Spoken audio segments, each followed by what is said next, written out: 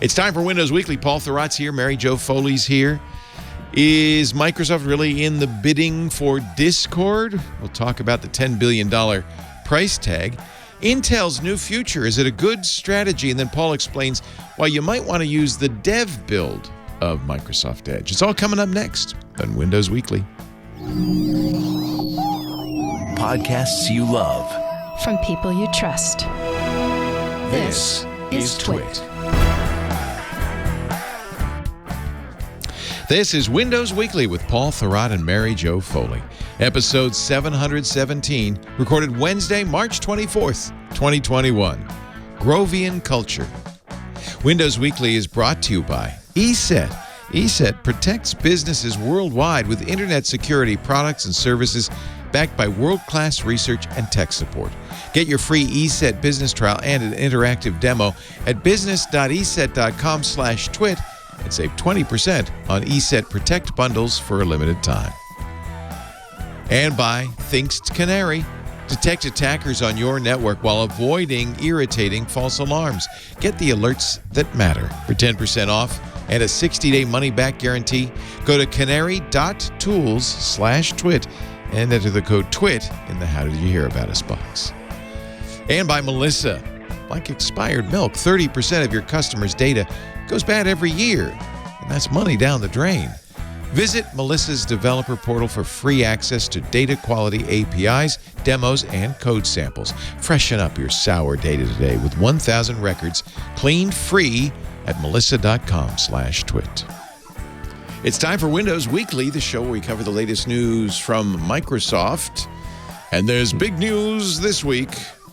Paul Thurrott's here from Thurrott.com, leanpub.com, the place where you can get his field guide to Windows 10. And he joins us every week, of course, because it really is his show. I'm just here to read the ads. Show, Leo. It's all of our shows. I'm just the glue that holds the ads. No, you're the glue that holds the ads together. You're the stuff that keeps all the ads from happening all at once. It's more like that paste you make when you're a kid and you eat most of it. It doesn't really tastes good. And that's Mary Jo Foley. She's the other person that keeps the ads from happening all at once. Mary Jo Foley is at allaboutmicrosoft.com, her ZDNet blog. Now celebrating her second vaccine. Yes. Why not get 3 and just really be extra safe? Oh, man. So you know what? I'm just worried that's what's going to happen because of all these, variants, especially the new variant. Oh, yeah, of course. Come get your booster. It'll be like the flu. I know. It'll be like every week you're going in for another shot. Oh, right? God, I hope not.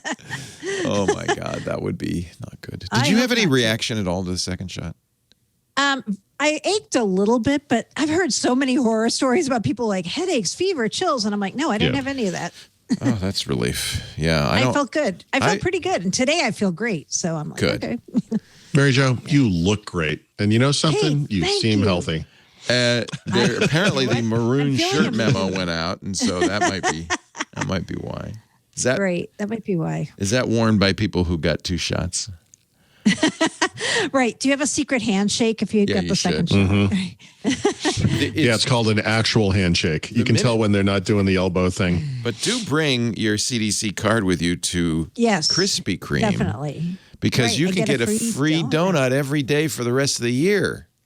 I wish I liked donuts. I actually think that, right. So that's the smartest thing I've ever heard in my life. Not going to Krispy Kreme, but them doing that. Because I think they reach a demographic that, let's face it, is probably full of people who might not be getting a vaccine otherwise. If the vaccine doesn't get you, the donuts will. Yeah. No, if you were like on the fence about it and you're like, wait, I can get a free donut every day. I think this is a good use of corporate influence. They're doing their civic duty. Yep. Krispy Kreme was invented in New York, wasn't it, Mary Jo? I think so, wasn't it? I feel like it was, and that for a long time. I thought it was from the South. Am I confusing it with the cronut? Oh, jeez. That's definitely a New York thing. That's right? definitely from New York, the cronut. I never, still to this day, have not had a cronut. Me neither. Really? I know. Oh. No, because I can't eat donuts and that kind of stuff. It makes me not feel good. I love them, but I can't eat them. You're not alone. That's universal.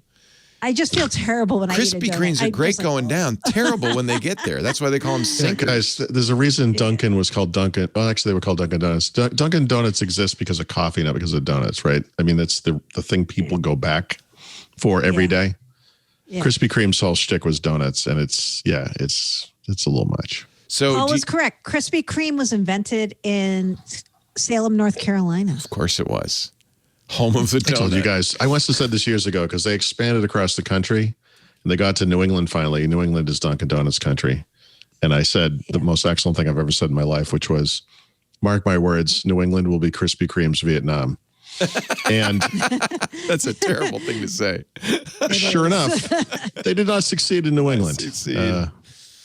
Yeah. Update it. It's now Afghanistan, by the way, if you want to quagmire. The modern quagmire. Okay. All right, we're not here to talk about donuts as Aren't we, though? Thrilling as that may be. Come on. I got to ask you about Although I did go to a donut store today. Did you? I went to Dunkin' Donuts just to get coffee. But you always go to Dunkin'. Mm-hmm. Do you get a donut? Never, right? No. Rarely. Although, it's funny you say that. Today, every once in a while I come home and I'm like, Stephanie, I don't know why. They just gave me like 2 donuts. And so I'm just leave them on the table. And today, the guy said, it's free donut Wednesday. And I was like, nice. Okay. They're trying to compete with Krispy Kreme. I was like, I don't know. All right. So I guess I'll nice. Like 2 donuts. I don't know. Free donut Wednesday. But no, I don't usually buy donuts. No. We have a phrase at Twit called drop donuts. Mm-hmm. Because we had an employee who, it was one of our editors, this was years ago, who abruptly decided, I can't take it anymore. I'm out of here. And so he brought a dozen donuts and said, I quit and left. Oh, wow. He actually brought a gift. He brought a gift and said, I'm gone. Hoping to soften the blow. He did later ask for his job back, but it was too late. The donuts didn't do it. Yeah. However, Lisa has now said the term is dropping donuts. And from now on, when somebody brings a dozen donuts, we query them closely. So Microsoft CEO, according to Bloomberg, hunts anew for Creator Hub after TikTok bid fails. It was also rumored that Microsoft was in the running for Pinterest, right? Right. Now, the rumor is... So that's the thing, though, right? So everyone's freaking out because why does Microsoft need another messaging service or another way for people to chat or whatever? And I don't think that has anything to do with that, per se. I think it has more to do with just the community aspect of it, right? Well, I'll give you the quote. Mm-hmm. From Satya Nadella. He said this in an interview last month, but I think now it's timely. Creation. He said it 3 times. Remember? Well, this is the developer thing. It's a callback to Steve Ballmer. The next 10 years is going to be as much about creation as it is about consumption and about the community around it. So it's not creating alone. If the last 10 years has been about consumption, we're shopping more, we're browsing more, we're binge watching more. There is creation behind every one of those, but I see that phenomenon becoming much more democratized. So I think it's a hint that he's thinking, how does Microsoft position itself over the next decade? And he apparently wants some creation tools, hence TikTok, hence Pinterest. Is Discord, I guess Discord's for creator. Paul, do you use Discord for gaming? I don't. The thing that's interesting, so Discord has a big gaming community. Microsoft obviously doesn't have a gaming community chat service per se. I mean, they have messages and Xbox, but they used to have Mixer. And now they're kind of agnostic to whatever the streaming type services are that are out there. This is kind of a different thing, though. I feel like Discord is all over the place. Like they have different little, communities that serve different types of audiences. Yeah, it's definitely not just gaming. It's messaging. Yeah. It was originally gaming, I guess, but... I don't know that I've ever used it. I don't... This is probably unique to me, but to me, it's like the new IRC.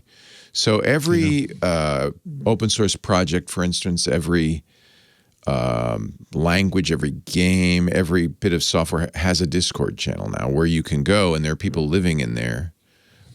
Just as they used to do in IRC. I mean, I guess they still do, but that really was the place they used to do, where they'd always have IRC open and a bunch of channels open. Now they always have Discord open and a bunch of channels open, not on mobile necessarily, on the desktop. And that's how they're interacting. So it might go nicely with GitHub. It might go nicely with Teams. It seems to kind of overlap. Well, by the way, Teams. GitHub is a great example of community. Minecraft arguably is a community. Right. I mean, they've been kind of on this path for a little while. They have. Argue. LinkedIn, obviously. Yeah. I just, when I heard about it, I just thought, okay, it complements their gaming strategy, and don't even put any of the other messaging things in the equation. It just makes sense for the gaming thing. Yeah. We don't need any more indications that Microsoft is serious about gaming, but they are serious about gaming, apparently, because they're making all kinds of acquisitions. Well, that's creation too. I mean, it's consumption. Yeah. But one of the things that makes at least some of the newer games more than that, Minecraft's a good example, is there is a creative community around it. Yep. Even Fortnite arguably has a little kind bit, of a little creative thing I wonder, in there. I mean, we went through this single person gaming thing, and then online, massively multiplayer online became a big thing. World of Warcraft is the poster child for that. Certainly people have been modding ever since, Team Fortress. But I mean, since Doom, arguably, right? I mean, Doom, they kind of opened that thing up, and modders love it. But I wonder if that is maybe the next thing. My next game is called Valheim. It's a building It's called a survival game, like Ark, kind of, where there's building, but there's survival. It's massively multiplayer. It is okay. Actually, it's not massively. I take it back. Up to 10 players, you run your own server if you want. So you can have it's buddy gaming. In fact, you really kind of apparently need to. I mean, there's all room for all kinds of games, but for the types of games I play, like once you play multiplayer, once you've had that experience, then like single player campaign type stuff seems lonely. A little interest. It's quiet. Yeah, it's just yeah. And in Valheim anyway, and it doesn't prepare you for that. You need a team. Same thing with World of Warcraft. You can't really do well in World of Warcraft unless you've got a team. So when you guys talk to other people in games, like what do you use to talk to them right now? There's in-game chat for a lot of games. Yeah, I don't chat with anyone when I play games, but it's because he's old. I used to. I went through a long period of time where you literally had a chat window open and would type, and because I was a very fast typist, this actually worked well for me. This is 20 years ago or something. It was a long time ago. Yeah. But when you switch to console gaming, I mean, they actually do have this little chat keyboard things that they used to. But no, I mean, right now it's probably mostly just microphone and you're talking to your team. So you don't use any service per se to talk to anybody. No, but that doesn't mean Discord isn't heavily used by others. I mean, it's very right. Yeah. When people first started chatting verbally during playing at games, they were using third-party services like Discord. Sure. Because it wasn't. I used to do it over the phone. I'd be playing Quake or Duke Nukem 3D, and I'd have like the phone cricked into the corner of my neck and chatting with the guy I was playing with. Discord does text, of course, and that's its primary mode. But there is a audio mode. There's even a video mode in Discord. Somebody in the chat room, Evil John, says, "I'm probably on 20 or so Discords. Lots of tabletop RPG communities live in their tabletop." So I think it's just become, for non-business messaging, group messaging, it's become a very popular choice. It seems to me it's a much better acquisition for Microsoft than TikTok. It's more along the lines of Pinterest. Well, partially because I feel like TikTok is a flash in the pan. Like TikTok is the type of thing that hits such a huge success so quick. Everyone just kind of copies it. And so all of the existing services have added like a TikTok type mode.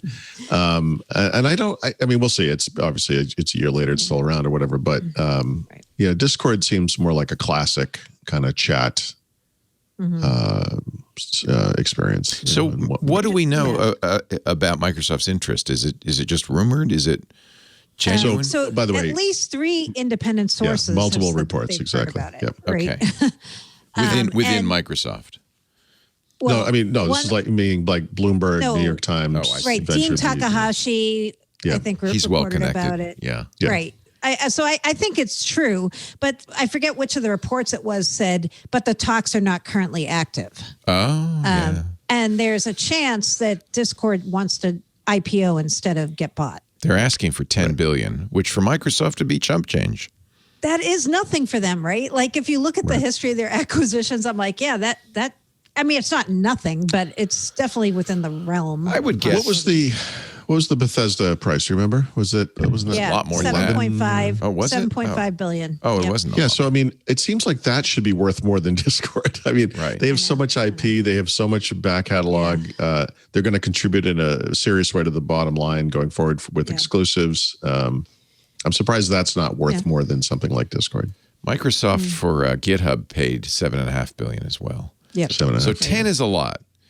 10's a lot. well, it would be their years second later, highest. It would be their second highest acquisition ever. Guys, so LinkedIn Microsoft had a pretty good year last year. In the sense that like some people are like, right. I didn't really spend a lot of money last year. Maybe I should start splurging on things. I mean, they have the money. I guess, guess they wanted to buy TikTok for 20 plus billion, right? So they've got the money. I guess that the 10 billion came from Discord. That Discord was in effect saying, well, if we IPO, we're worth 10 billion. They were worth 7 billion in their last valuation. So, that's right. Yeah. And I think what they're saying in effect is, if you want to buy us, there's the premium. Starts at 10 billion. Right. We're going to get that anyway. And by the way, Microsoft's not the only one looking at this company, right? Epic Games, I know, was one, and I think, was it Amazon? Amazon was the other.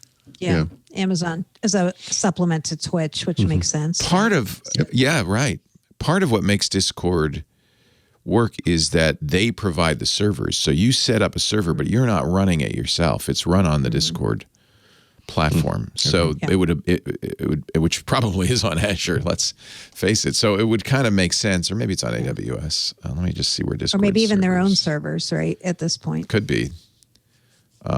So no, I saw it's on Google. They're on Google. It's on Google. Interesting. Yeah. Wow. Yep. Interesting. Well, someone's got to be. Huh. Yeah. So, of course, they'd like to have them on Azure. That's not the main reason they would go for them. I mean, when they talk about buying communities, what they mean is we're trying to get a group of users we don't have right now, right? And we're bringing them into the Microsoft fold and we sell them other stuff, right? I'm curious about the non-gaming communities that are in Discord, because in some ways, I feel like that might be a bigger deal to Microsoft. They obviously have a gaming community. It's pretty sizable for what it is. I want like bringing Discord 2019, they said there's 250 million users. That was 2 years ago almost. Mm-hmm. I saw a figure. I'm not going to remember this correctly, but it was either 100 or 140 million monthly active users. And I think the user base they cited was 250-ish million, something like that.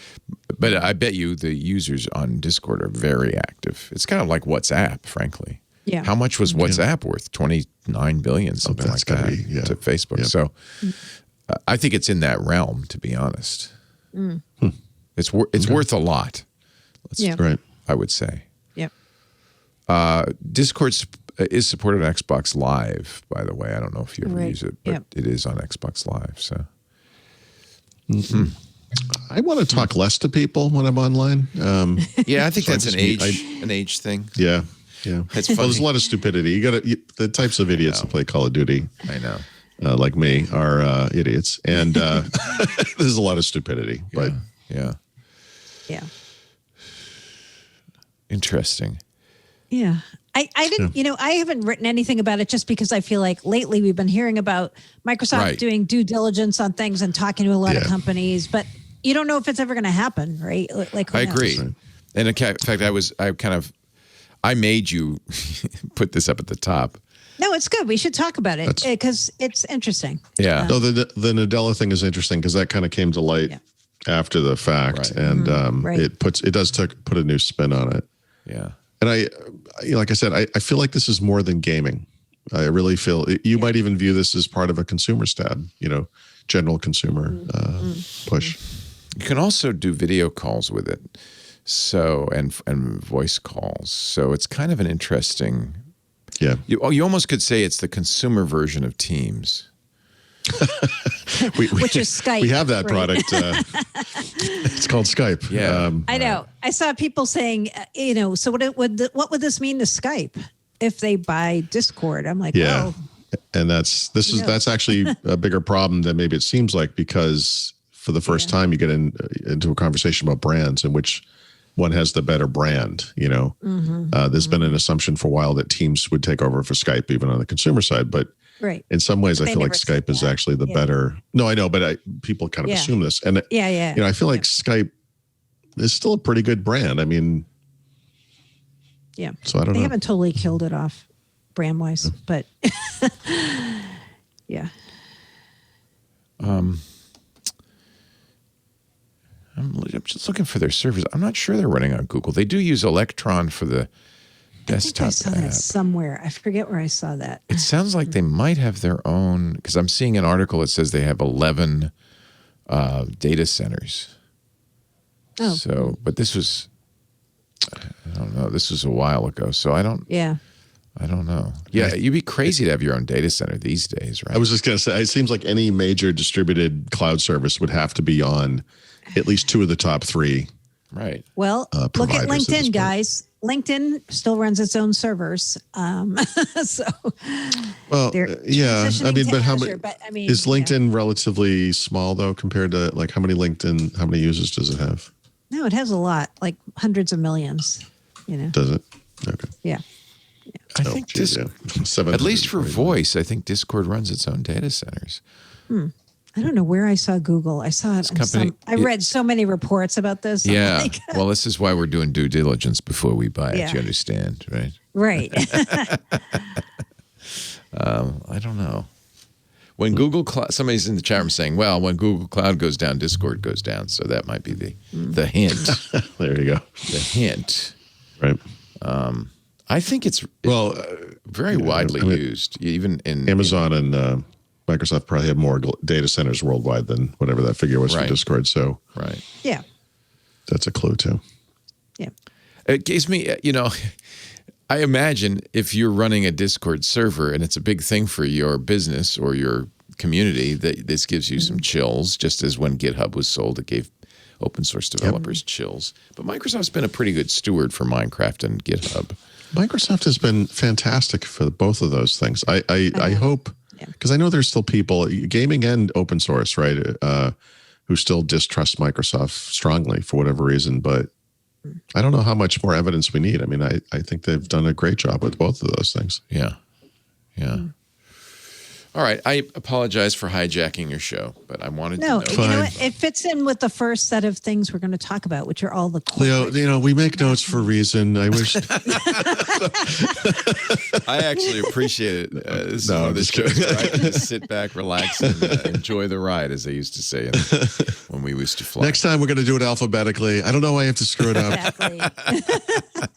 Let's take Apple. What did Apple do this week? Oh, A is for I don't care. A is for Amazon. A is for Amazon. Let's take a little break and then we'll come back and we will get to the corporate cogs turning. The wheels are turning in Redmond.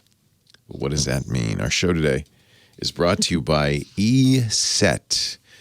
We have been relying on Eset for years here at Twit to protect us from ransomware, malware, all the little beasties and goblins and ghoulies that exist out there in the real world. It's enterprise-grade security. It's easy to manage for a small business like ours. In fact, it's our MSP, our managed service provider, who put Eset on our network to protect us all.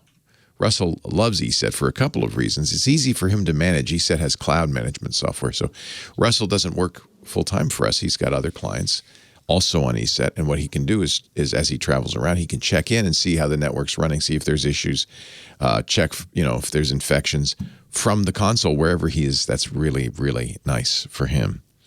I think he also likes the fact, I know I do, that Eset is very lightweight. So lightweight we don't even notice it's running. It doesn't take up much memory or CPU.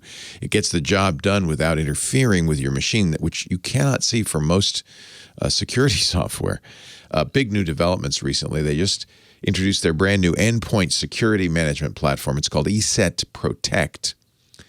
And one of the features that they're touting, which is one of the features Russell really likes, is Eset Protect Cloud, which means you've got cloud-based management, perfect for a business of any size, whether you're a giant enterprise or a small business like ours. And there's no restrictions on seat size, so that's fantastic. Saves us a lot of money. Eset Protect also takes security to a whole new level with 2 bundled products. These new bundled features enhance protection against ransomware and zero-day threats. And they've added full disk data encryption for Windows and Mac. We like that because we have a unified encryption strategy. You know, Mac has its own, Windows has its own. You have to have Windows Pro, et cetera. With Eset, full disk encryption available everywhere easily and can be managed from the cloud. Right now, you could save, by the way, 20% on these new bundles. So you're not only getting best-in-class cloud-managed protection against advanced attacks, you're getting a big discount. For small businesses or MSPs like Russell, I recommend Eset Protect Advanced. That's the bundle that has all the security you need, the cloud-based management console. You also get endpoint protection. You get cloud sandboxing. This is how they, by the way, fight 0 days, because before any attachment comes in over the transom through our email, those are, of course, one of the #1 vectors for malware. Eset, very transparently, very quickly, basically invisibly, takes that attachment, uploads it to the cloud, opens it in a sandbox, watches what it's doing, so it can't do anything damaging, watches what it's doing, and if it checks out, then they let it come in and be downloaded. That is great, especially for 0 days. I mentioned the full disk encryption. There's file server security. There's a cloud-based console. That's the Eset Protect Advanced. If you want on-prem, you can do that too. Eset Protect also offers those options that I mentioned. Either way, you're getting a powerful, reliable cloud-based or on-prem security system based on 30 years of research and innovation.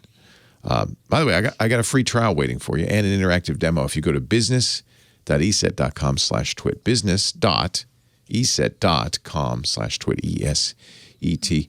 They just got the title of strategic leader in the AV Comparatives Endpoint Prevention and Response Comparative Report. They test the leading 9 vendors. Eset got the highest combined prevention and response score in the test.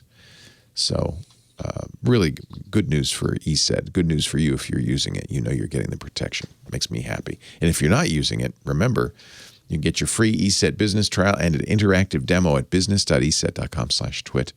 20% on Eset Protect bundles right now. 20% off with this limited time offer.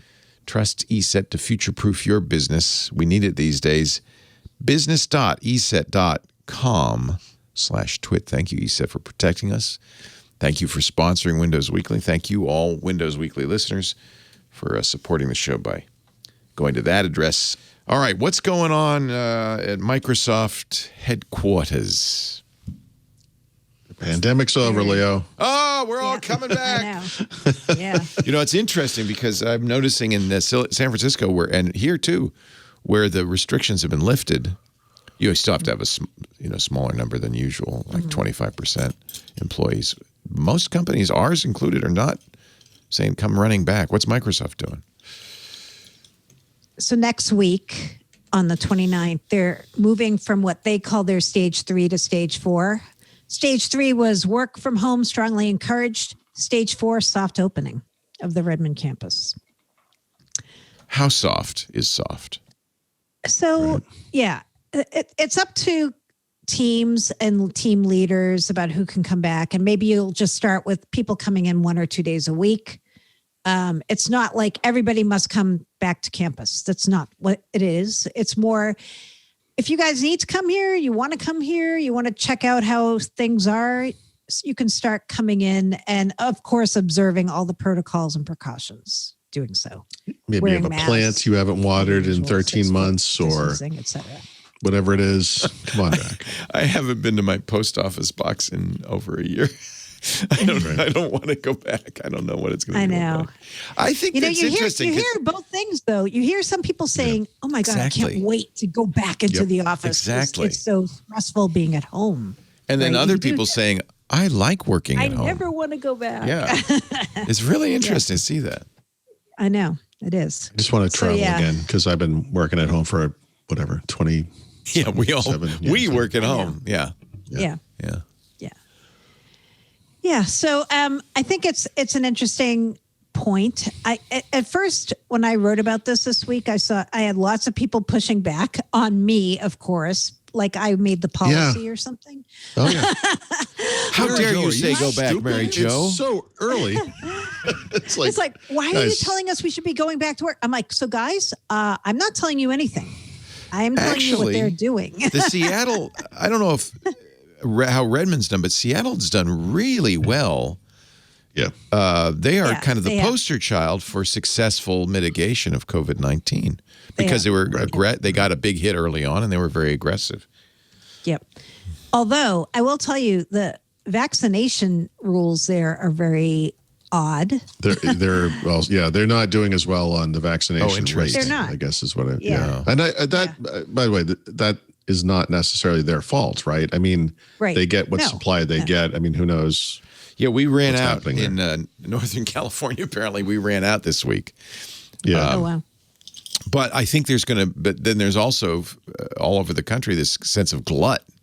Like we've got all these vaccines and no one else is coming in. So it's very uneven. It's uneven. It needs to be distributed better. Yeah. No, and Seattle's been turning the tap on very slowly about who qualifies. Yeah. Compared to like other compared to here anyway. Like this week, we moved to 50 and older, and people being able to start going into drugstores if you have underlying conditions and getting the shot there. So we're pushing it pretty hard, which we should in New York since we're still a hotbed of COVID. Right. I think since last week, my daughter was vaccinated and my son will be vaccinated this week. That's really great because there's students. So that's neat because I think there's 27 million doses of the vaccine coming out next week, which is triple what it was a month ago. So it's starting to really flow. Yeah. When I was given the choice of Johnson & Johnson or Moderna, I could get the single. Oh, you were? Huh. Yeah, and a number of our staffers have gotten the single shot. John did and Jason did. Which one is the single shot? Is that Johnson & Johnson? J&J, yeah. Yeah. I think they just thought, well, I'll just get it and I'll be done. I would take whatever they could give me. And of course, you should do that regardless. But if given a choice. No, I'm holding out for the good one.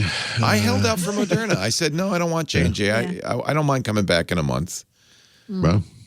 And I want the 95%. Thing is, it's apples and oranges. The tests were done at different times in different ways. So I don't think the numbers mean that much. Yeah. Yeah, and who knows how these things are going to work against variants that are coming down the road. Well, and the main thing is your chance of getting hospitalized and dying are practically zero if you've got the shot. Yeah. You may still get sick, but and you may even feel pretty crappy, but you won't die. To me, that's a good trade. I'll go for that. Yeah, I think it's a good trade-off. Yeah. Let me so I'll just give this as a cautionary tale. I have a sister and her husband who were both on the fence about vaccination, and we don't know what's in it. We don't know if it's safe. The husband is an educator, which just makes me crazy. Anyway, last week they finally decided, okay, we're gonna go do this, and the rest of the family was like, thank you. So I believe they got vaccinated on Friday. These people have a blended family they have at least 6 kids living at home at any given time. Wow! And on Saturday they went to a soccer tournament, and now they all have COVID. Oh my gosh! Like literally every single person in this family has COVID. That's why you get the vaccine. Yeah. Yep. And it's like, if you had done this a month ago when you could have, this wouldn't have happened. I know, it's crazy. Now, hopefully, because they were vaccinated, the effects will be not as bad. Well, yeah, but it's not like it had much time to percolate. I know. It's just this is what happens, guys. That's all. Wow. It's like they declare a truce in a war and then you get killed. It's like, guys, you don't want to be that guy. You don't want to be the one after the truce. Yeah.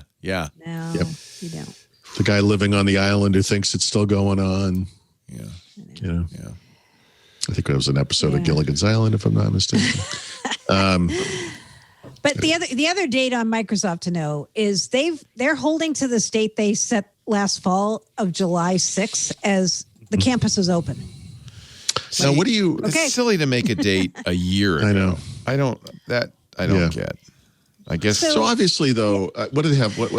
They must be in the 160,000 range for total employees. So maybe half of them in Redmond, something like that. Yeah, they don't expect 80,000 employees to show up on July 6th, right? So July 6th, no. What do you think that's going to look like? Really, I bet it's like half. Well, aren't they? There may even be rules. I don't know what the rules are in Redmond. Yeah, there may be rules about how many. They're people obviously going to numbers. Yeah, they're going to be flexible. They'll support the hybrid thing. They are. Most people will work at home. Yeah. It doesn't text over mean this like week. they're telling people everyone has to come to work on July 6th in Redmond. That's not what it means. Right. Like if you read their blog post on this, it's very nuanced and considered and lots of caveats, right? So it's not like you're going in. I bet too. Good timing on not getting a second headquarters, huh? Maybe we're not going to need it anymore. Yeah, Salesforce, which is not making people come back in San Francisco, of course, just built a massive new headquarters, and already so they're going to tear down the building. Or what they have other office leases, which they have in some cases in San Francisco canceled. Oh, geez. So I think it'd be foolish to ignore this opportunity to rethink.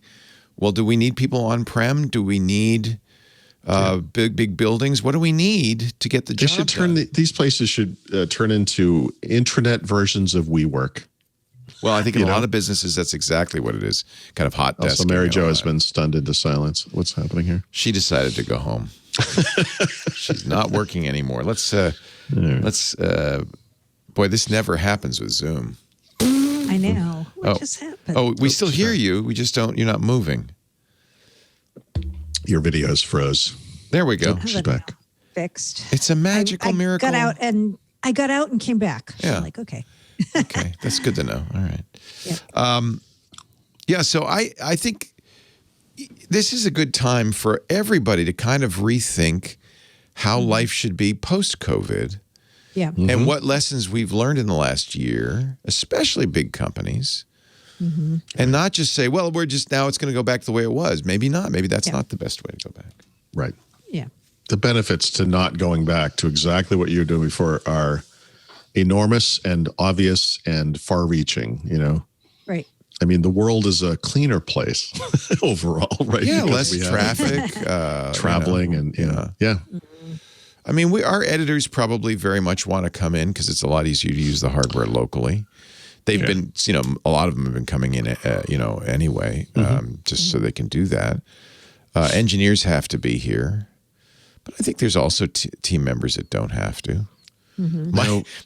Jimmy Fallon had a live audience the other day. I think the world wants to know when are you going to have a live audience again? We're not. I see. I'll announce it for the first time here. Yeah. Well, I love having, I like having people and I like seeing them and stuff. But it's a cost for us that right now we can't afford, which is because we have to have an additional employee, actually a security guard when they're expensive. At the front desk to welcome people. We have a waiver they have to assign them in to make sure that they aren't armed. And that kind of thing. I'm sorry, to make sure they aren't armed? Yeah. Is that what you said? Yeah. Armed? Oh, armed. Boy. Well, I don't think they really need to carry firearms into the studio. That's just my thought. I can't imagine why anyone would need to. Yeah, that's true. So I'm just saying. Yep. So I guess we just right now at this point, we really can't afford to do that. So I apologize to people who've been saying, oh, I can't wait till this is over. We want to come sit in on, Windows Weekly. But it's expensive and it's just not. Yeah. I miss it because I really like meeting people and it's fun for me. Yeah. But then on the other hand, I probably won't get sick as much. So. Well, that's the thing too, right? I mean, I think we talked about this earlier. I haven't been sick in over a year. I don't remember when it was. I mean, long time. Yeah. Yeah. I mean, it breaks my heart to say that. There are trade-offs, right? Yeah. Of the whole thing. Well, and that's again with the rethinking about what we're doing and where we want to spend our money and that kind of thing. And COVID hit us pretty hard. We had a lot of layoff. We had laid off something like 10 people, and and it's not come back yet. Yeah. So. Right. I don't know. We just have to. Even Microsoft, like I've seen people say, oh, good. If they think they can reopen the campus July 6th, that must mean in-person events for them will start right away. I don't think. I wouldn't. Yeah, I wouldn't draw that conclusion. I wouldn't either. I don't even think. I'll be surprised if Ignite Fall is an in-person event at all. I agree. Well, that's another thing. Why do these anymore? They worked so well not doing them live. There's still advantages to doing it live. There are. They'll be hybrid, right? I think it's not just about Microsoft. It's about the rest of the world. And I think this year it makes sense not to do any live events of that scale. Yeah. So, especially and it's when you not, bring people obviously, from all the different countries in. That's what together. I mean. Yeah. Well, but exactly. even that aside, a lot of our hosts have said we like, especially the Apple hosts, they prefer what Apple's been doing to the in-person things. They still want briefings and hands-on, but the information level of the videos is so much higher that they prefer that. Right. Certainly, we like it because we can co-stream it and comment on it as it's happening, and I like that. See, I don't think that stuff goes away. I think the thing that will change is, in Apple's case, some people will go to an auditorium maybe, or in Microsoft's case, we'll fly to whatever city it is that Ignite's in, and some of us, but they'll still do the streaming bit and the, part. I think so. I think so too. I hope so. And I hope they've that's what we gotten take so away many from more this, right? people. No, they've gotten so many more people to go to Build and Ignite now, like numbers wise, that why wouldn't they keep doing it that way? Yep. Yeah, I mean, that was always a problem with developer events is, you had to have a lottery because not everyone can fit. Now everyone who wants to can. That just seems to make a lot more sense. I understand developers, I don't know, what do developers, they don't want to spend money on a plane ticket and a hotel, right? Right. Well, it might be fun sometimes, but I mean, these events are prohibitively expensive. It depends who's paying for it. If your business is paying for it, let's go party in New Orleans. If you're paying for it, I think I'll stay home. Yeah, exactly. It's going to be very interesting. I can't wait to go to a concert. I know, me too. But it's not like I'm saying, well, I can't wait to go to an Apple event. That's not high on the the place where I got vaccinated is the concert venue. Oh wow! Of the last concert we went to before the pandemic, and I was like, we were sitting at you have to get vaccinated. You have to stay there for 15 minutes. So literally, I was 10 feet away from the stage, looking up at the stage, and I was like, "This show stinks." That's a weird sensation. Yeah, like here we are a year later. It feels like a bad sci-fi movie. Jeez. Oh it looks like one. It's it's like a hospital like MASH unit, from a sci-fi movie or something. Yeah. Wow. Yeah. Wow. There is a digital transformation platform group now. Oh, Mary Jo must have had chills running over her back the whole time she was writing this article. What is that? Her favorite topic. I called it YAR, yet another reorg. Yar. So they had a reorg in Azure, and I wasn't really going to write about this because when I heard about it, I was like, they moved a bunch of people around and made up some new groups. So I don't think it'll have a lot of impact outside the company. And I didn't write about it for a week, and everyone kept pinging me and saying, why aren't you writing about the reorg? Why aren't you writing about the reorg? So I'm like, I guess I should write about the reorg. So the biggest thing to know about this is Microsoft took a bunch of the teams that were already in Azure and they consolidated them into this new group called the Digital Transformation Platform Group. Also known as the DTPG. It's under James Phillips, which is kind of interesting. James Phillips is the guy who's been in charge of Dynamics and the Power Platform. So now he's in charge of a lot of things. He gets IoT and the AI platform and the data platform. They're all under James Phillips now. So there's 15,000 people under this group inside of Azure. But in terms of impact on customers and impact in a bigger sense, I don't think it's going to have I don't think it's going to make any huge changes because everybody still reports up to Scott Guthrie. And, it's just kind of moving people around inside. Nobody, as far as I know, is getting laid off because of this reorg. So I guess my takeaway from it was I think we're going to see more sales where Microsoft tries to bundle together and integrate things like IoT with Dynamics and AI and the data platform. Right. That's about it. Why do they do these? Is it they suddenly a light goes on and they go, the way we're doing this isn't working? Yeah. Or is it changed priorities within the company maybe? Sometimes it's more subtle. It's like them saying, okay, look, Power Platform and Dynamics isn't as big as we think it should be. We think we should be selling a lot more of this. So how can we make it so that we sell more of this? Okay, what if we bundle it with stuff that is selling more, like IoT and the data platform. That's my pure guess about what they're doing. If you ask them, they have this long corporate answer about customers, doing what customers want, integrations, blah, blah, blah, whatever. Okay. I feel like, there are like these eras at Microsoft, right? And we're right now, for better or worse, we're in kind of the digital transformation era. And and in some ways, when you do this kind of thing, it gives people the ability to walk around and say, hey, what are you doing for digital transformation? And it's like, what? I don't know. Yeah. And well, you're on the outside because that's what we're doing now. So figure that out. And that kind of thing really does happen at Microsoft. It does. It does. I mean, they want everyone to be on the same alignment or whatever. They do. They do. And then there's another person who also, a name to know if you're following Microsoft. Andrew Wilson is the other guy. So James Phillips gets all these teams over in Azure. Andrew Wilson is this guy who came to Microsoft a year ago from Accenture.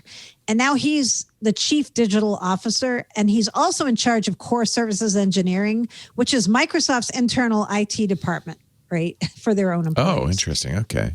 So he has a big job there at Microsoft, not so much a customer facing job, other than sometimes Microsoft uses its own work inside as a case study for customers. Sometimes they do that. But yeah, he's the other kind of big winner in this reorg, I'd say, so Andrew Wilson and James Phillips. They're the two new big guns under Scott Guthrie, basically. Yeah. There you have it. YAR, yet another reorg. YAR. YAR. Same as the last reorg.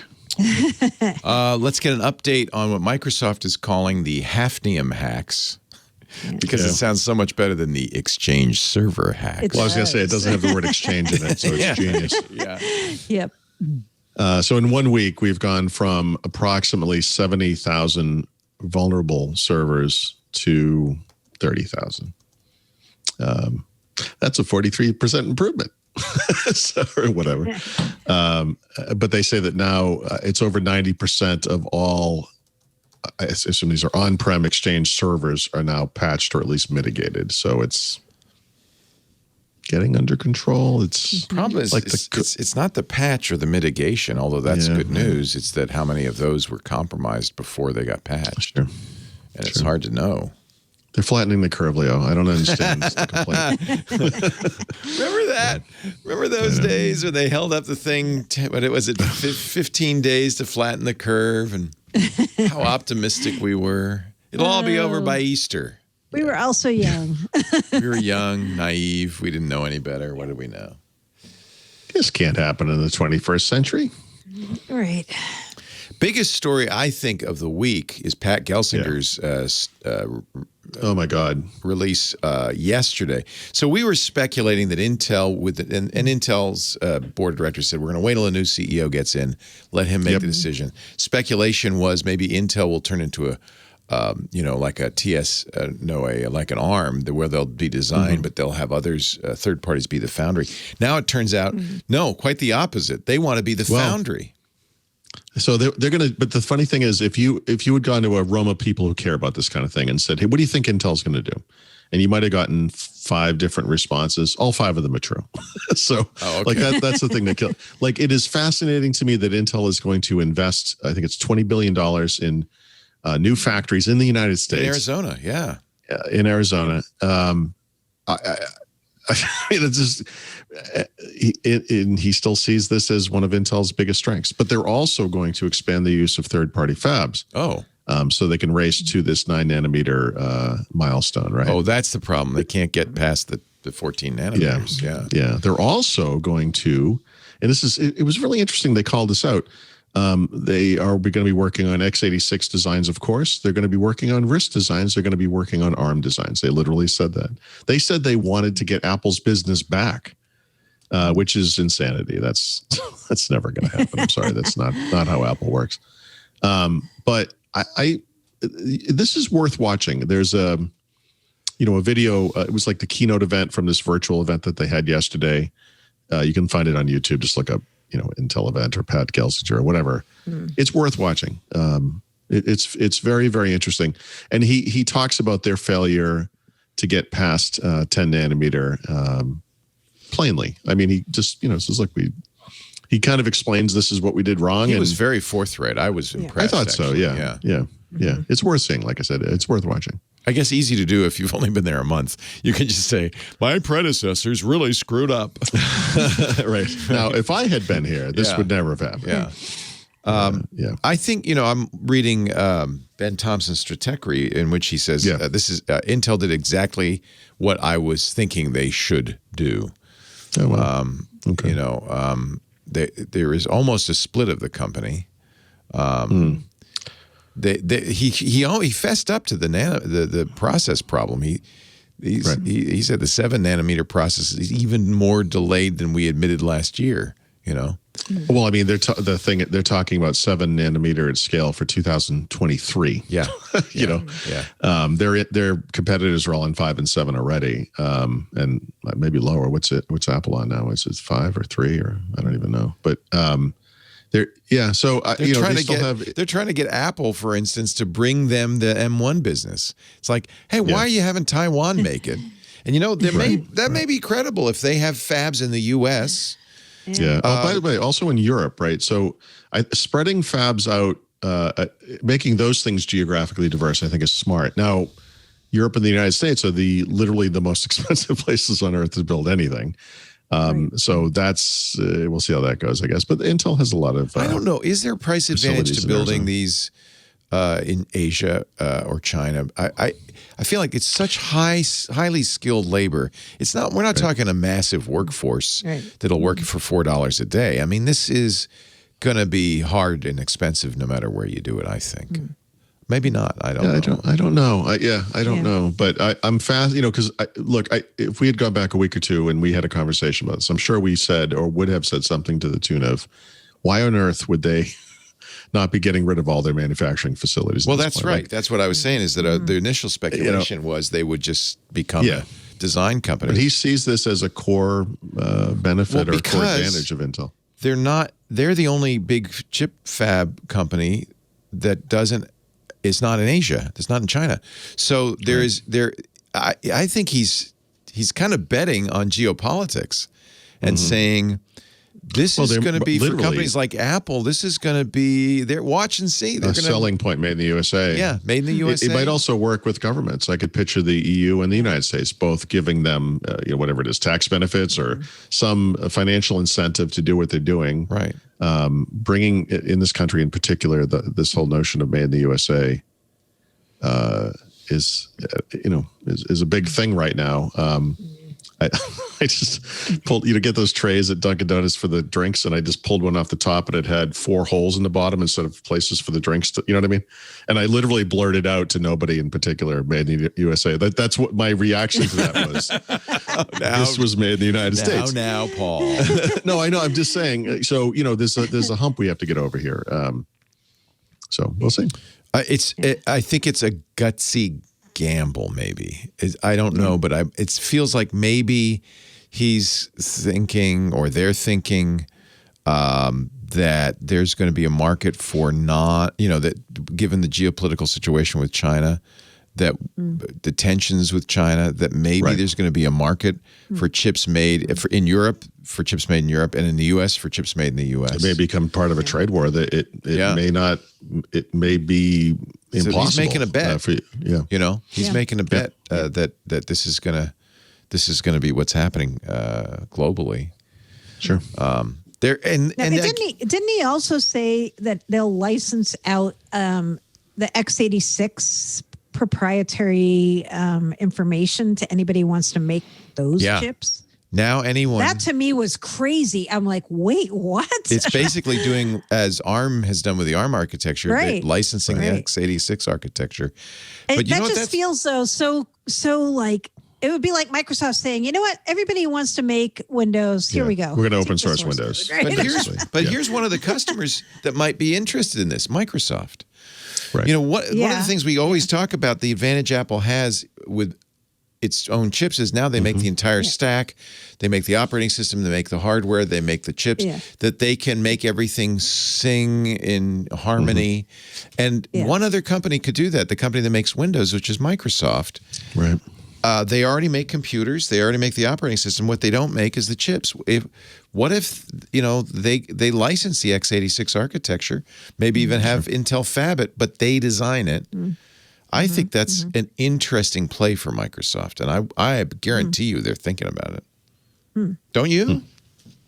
Yeah, I would go even further. Yeah, well, I would say Qualcomm, for example, and Microsoft could maybe together look at this and say, does it make sense? Well, why even bring Qualcomm in? Because Qualcomm makes the chipsets. No, but Intel's going to be the foundry. So you license x86, you customize it to match exactly what Windows needs, nothing more, nothing less. You make it a super Windows chip. You don't need Qualcomm. You make it. Intel makes it. I was thinking for more. In other words, we have this issue where x86 code runs poorly on ARM on Windows. Right. What if this could benefit that? Well, I think in effect, Microsoft does its own like a hybrid silicon. ARM x86. Well, whatever works best for Windows, they can decide. It'd be an interesting response to Apple. Right. Yeah. Hey. I don't feel like Microsoft is all in on anything like that. It's not a small market, but No, and also they're making their own custom chips, but I feel like they're making them for things that are not x86, right? Like they're working on things like data center chips. That's the stuff they're doing with Qualcomm. Yeah. It's a big deal because they cheese off their OEMs. They're big. Not that the OEMs can go anywhere unless else. they could license them back to them. Why not? They're making Windows PCs. What if these things were cheaper than? Right. Like what if HP? Like let's just say HP wanted to take the x86 proprietary code information and do something specific. Like any PC maker could try to make some advantage for their own stuff. Problem is you have to have designers, so that's going to be the gating factor. Does Microsoft have a good chip team? Well, I think they might. They have a lot of people working on. They have thousands of people, I think, who are doing silicon. There you go. On all different. So that's why they're the natural for this. They make the OS, so they understand that intimately. That's what Apple did. They got the OS makers and the chip makers together, and they said, "What do you need? What can we do?" And they did things specifically in the architecture that weren't part of ARM. They were specifically in the architecture to support the way Swift works and the way Mac OS works. So iOS. Now we need a camera at these fabs to watch for Panos Panay to be walking in. That's right. What would be the downside? I guess if you license it to Lenovo, Dell, and HP, you're cool there. It's a risk, and Surface is not a big part of compatibility. Right. Yeah, they maintain compatibility. But the risk for Microsoft has always been legacy. Always. They were aggressive once with Surface. It backfired. Now they are always one gen behind on chipsets and stuff. Yeah. And ultimately, the reason the PC market works is the reason gasoline cars all work or whatever. It's because it all works with every. Yeah. It doesn't matter what manufacturer you use, what model. It all works. If Microsoft's thing is a little different and maybe it is a little better in certain ways, if it doesn't, 100% work, it just becomes a non-starter. I think licensing x86 though opens the door to a competitor. Yeah. So Amazon could, there are big companies with chip designers, I would imagine, or that could acquire a team. I bet you though that is also, a brain. That is also there's a limiting factor, which is there are only so many really good chip people. Right. You got to watch for hires, people stealing engineers from Apple and ARM and Intel. It's very interesting.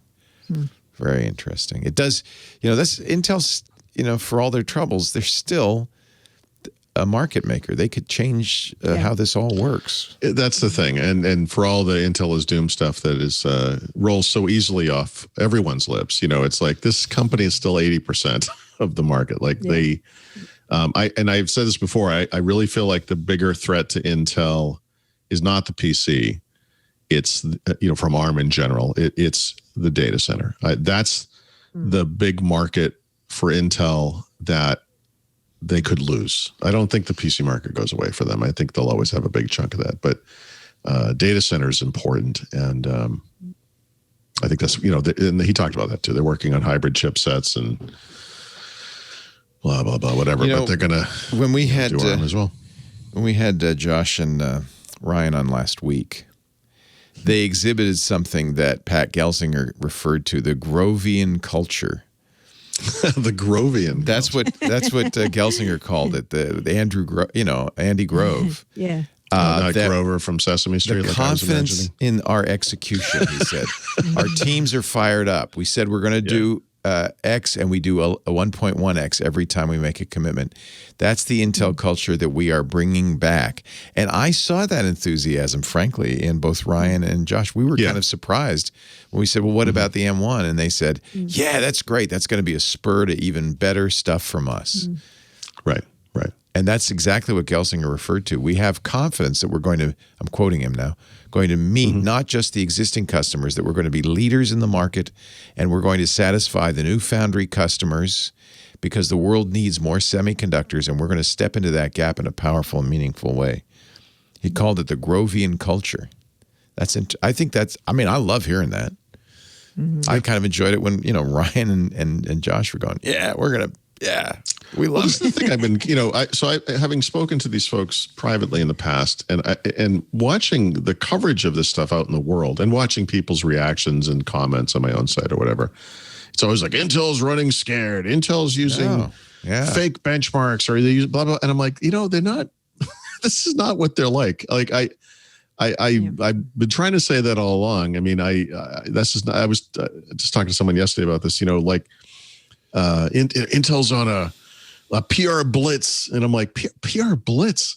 Intel has one page on their website about this, and they've been late coming back to me about everything I've ever asked for. They're not hammering the world with information. They're just, I don't understand. Like, people have this weird attitude about everything, and it's like they're responding to a competitive threat in a way that I think is credible and correct, and they're not.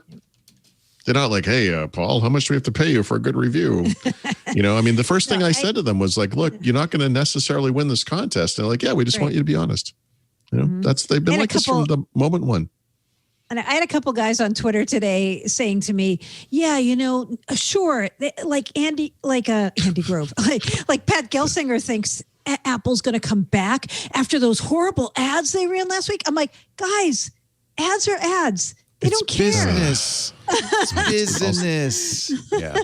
I'm like, do you think Tim Cook is mad about the Justin Long ad? He doesn't Honestly, care. I can't believe that Apple's executive suite didn't look at that and just kind of nod their heads like, yeah, those are pretty good. Or just to be like, yeah, whatever, until it's fine. Like, these are big boys. Maybe Steve Jobs might have acted that way. I wanted to say that, but I didn't want to start another holy war on Twitter. Tim Cook has his big boy pants on. Yeah, he does. Although one thing we agreed on yesterday on MacBreak Weekly is Justin Long will never work for Apple again. Okay. But he doesn't care. He cashed in. Persona non grata. Yeah. Well, he was I'm the Mac guy. No, I know. And he also didn't he play Steve Jobs in a TV movie or something? Maybe, I don't know. He could. He kind of has that look. Maybe I'm thinking of a youthful look.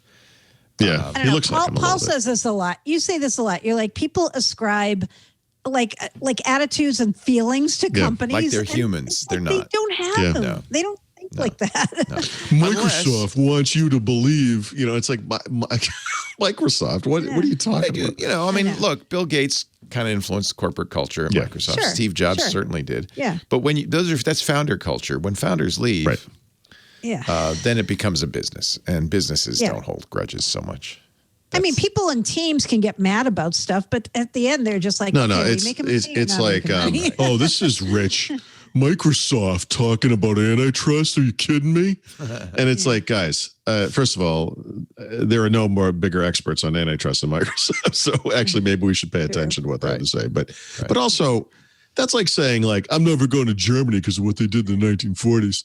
And it's like, okay, at some point, you just got to get over this, because different people, generations later, things change. Yeah. Come on. Yeah. I still won't buy a Volkswagen, though. I'm sorry. Yeah, no, me neither. I'm kidding. I'm just kidding.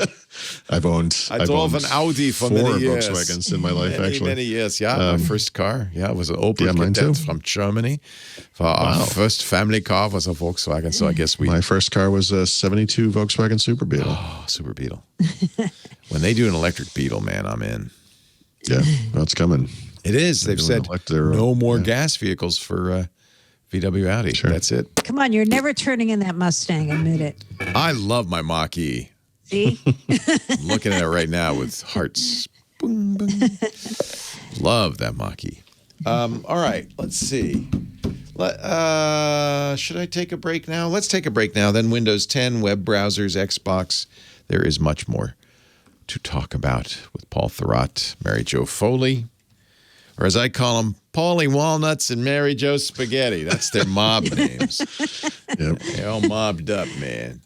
Our show today brought to you by this little sucker here. Can I show you this little sucker? It's so tiny, it's so little, you probably would go, well, what is that? It's just a little black box on your desk, about the size of a little hard drive, maybe. That there, friends, that is what we call a honeypot. And that is the hacker's worst nightmare. Our show is brought to you by the folks who make that, Thinkst. They call it a canary, like a canary in a coal mine.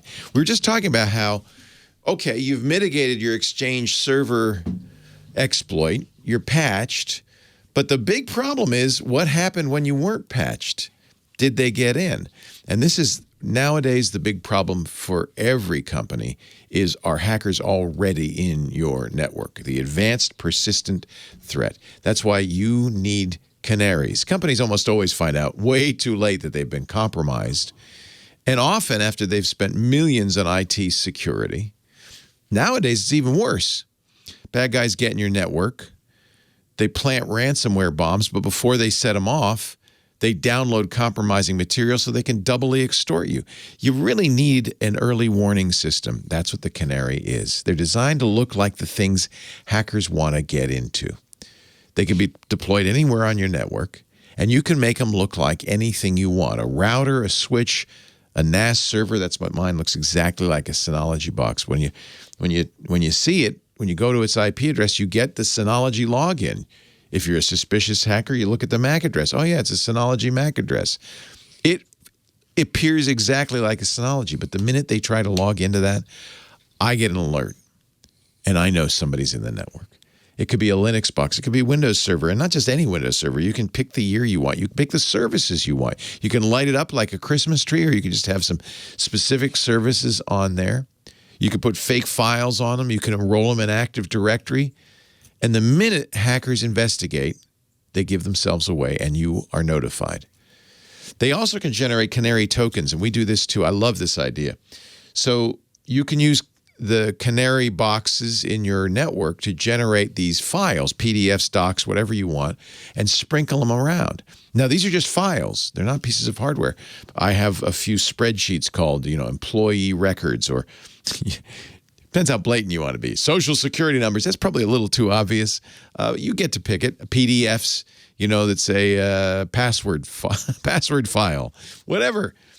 The minute those files are opened, it pings the Canary, which pings me.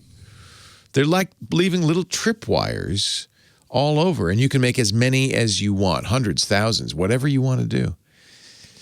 The Thinkst Canary philosophy is trivial to deploy with a ridiculously high quality of a signal. That's important too. You're not going to get flooded with alerts.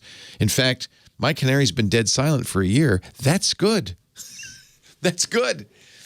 It did get triggered. Somebody, Megan, years ago was reviewing, not years ago, maybe a couple of years ago, was reviewing a network attached storage device. Won't say the name of the company, but for some reason it decided to ping all the other devices on the network. What? And as soon as I got that ping, I knew we had, and in fact, I got the IP address that was pinging and was inside the network. We were able to track it down immediately and disconnect it because of the Canary. Canary will notify you in any way you find effective. Won't inundate you. You can get an email. You can get a text message. You'll get a console when you get the Canaries. You can use Slack, webhooks, syslog. They have an API, so if you want something even more custom, you choose what works best for you. It's important. Companies know two things when it comes to data breaches. One, hackers usually take the path of least resistance. That's usually your staff, right? And they're going to get in. Maybe they're going to find that Exchange server and you didn't patch it right away because you didn't know. Two, it takes on average 191 days for a company to realize there's been a data breach. No, you need to know on day one. on day one. As soon as the bad guys start exploring your network, the Canary will let you know. And these guys know what they're doing. They've been in the security game for 20 years plus. They've trained companies, militaries, and governments how to break into networks, and they use that expertise to build the Canary. They think like hackers, so they made Canaries that they don't look vulnerable to hackers, they look valuable. Canaries are deployed all over the world on all 7 continents. I'll give you a pricing example at canary.tools/twit. It's $7,500 for 5 Canaries per year. You get, as I mentioned, a hosted console. You get all the upgrades, the support, maintenance. If you sit on a Canary and it breaks, they're not that. If you step on it, if an elephant steps on it, if it breaks for any reason, they'll just send you a new one. No questions asked. That's part of the deal. Use the code TWIT in the How Did You Hear About Us box, if you will. That way we'll get credit for it, and you will get 10% off your Canaries forever, for life. So that's a big savings. There's a very generous 2-month trial period. You get a 2 months money back guarantee. So, and a full refund, by the way. So you can try it and just see. Just see. But don't be surprised if you don't hear anything. That's good. And when you do hear something, that's something you want to sit up and take notice of. Thinkst Canaries. I cannot recommend these more highly. They're fantastic, and I'm not alone. Everybody agrees. Canary.tools/twit. This look, security is a layered process, but one of the most important layers is a little canary in the coal mine there to let you know somebody got in. If you don't, and you know how, you don't know, right? That's bad. Canary.tools/twit. The code TWIT, very important. Make sure you do that so they know you saw it on Windows Weekly. Let's see. Windows 10 news. Are there new builds? Anything to tell? There is a new build. There is a new build. Mary Jo, did you notice the difference? There's a new folder. A new folder. Oh. Everyone's like, look at that folder icon. Oh my God, look at those. Does it look like Brad? No. What is the new folder? It looks nice. It looks better than the notepad icon. Oh, you mean it's a new folder, new folder icon? Many new folder icons, like the special folders, like documents and downloads and music. Yeah. Are they beautiful? Inside of File Explorer, right? I think they're nice. Yeah. What they are is flat, by the way. So like when you think about things like, if anyone's watching this on a computer, you can look up and look at the recycle bin icon. And that's not literally from Windows Vista, because that one was kind of round, if I remember correctly, but it is angled. And if you think about icons like the one for Notepad today with the glass cover, it's at an angle, right? It kind of, it's like looking down over there, for some reason. Yeah. A lot of the newer icons are flat and they're, so they're facing forward, I guess, if that makes any sense. And these icons are all like that, and the drive icons are like that now. Actually, that makes me, if you look at a drive icon in in File Explorer, it's doing the same thing. It's off, it may literally, that icon is probably not literally from Windows Vista, but that's when that style of icon was kind of big. Yeah. So, I think this is just another hint of the little hint, but some of the visual changes that we can expect in this Sun Valley update, coming in the second half of this year. Fluent look and feel, right? Yes, I guess so. Is it fast and fluid? Maybe. Maybe. Yeah. I don't know. I mean, and then there was some changes in the sandbox, which I thought were kind of interesting. Yeah. Right? So what is that, like Windows Sandbox and, curiously, what Microsoft Defender Application Guard are both based on container technology. Yep. And they were using a runtime that used to match the host's version of the operating system. And now they have a lighter weight and faster new runtime just for containers. So there should be no functional differences. It shouldn't impact compatibility, but the performance should be better. Yep. But who cares about that, Mary Jo? Look at the new icons. What are you talking about, containers? No, what's wrong with you? Look at the list of fixes in today's build, by the way. Yeah. There are so many fixes in today's build. Yep. And if you're a PC gamer, watch out for this build, right? There's some compatibility issues, I believe, if you look in known issues, but yeah. You'd have to be crazy if you're, using your computer for anything serious like a game to be on the inside. Anything serious like a game. Yeah. No, I know. People do it, though. People crazy use like a fox. Regular PC, and they're like, it broke everything. I'm like, yeah, so you're running a test build on it. Okay. There are some known issues for sure. Yeah. Yeah, there are. Well, but yeah, it's nothing too huge. Build, yeah. Nothing too huge. It's another dev channel build. Well, nothing too huge, but there are changes at least, right? So last week we saw several changes. I mean, I feel like all of a sudden it had been quiet Things for a are while. moving. Yeah. Yeah. Yep. I know. Yeah. That's good. Yeah. Are we getting close to 21H1? Is that every day Yes, a little closer? Little inching. It feels like Zeno's paradox it does is what feel it feels like like. inching. It does. Yeah. So they now are at the quote commercial pre-release validation stage, which means if you're a business and you want to, and you're maybe not on the insider program or not everyone's on the insider program and you want to start kicking the tires and checking it out, you can download this release and see how it works for you. 21H1. But somebody asked me, is it in the release preview ring yet? And I'm like, I think it is, by the way. Is it? Okay. Yeah. Okay. Because I wasn't fact, sure I think that was part. Yeah. So let me see if I can find that. I believe it is. So the way they made this available is you can download the ISO. You're right. Users who rely on release preview insider channel can go to the update setting page, getting it from there. Or you can get it through Windows Update, right? Isn't that another way you can get it? There's a lot of different channels they're trying to test for. You know what's crazy? For a tiny build, this is like a very minor feature update. They are still doing all the full, verification and validation on this thing. So, well, how else could they pretend it was a feature update if they didn't tackle No, and also I shouldn't make light of that because even a small update could really hose compatibility and create a lot of problems. So it's good they're doing this.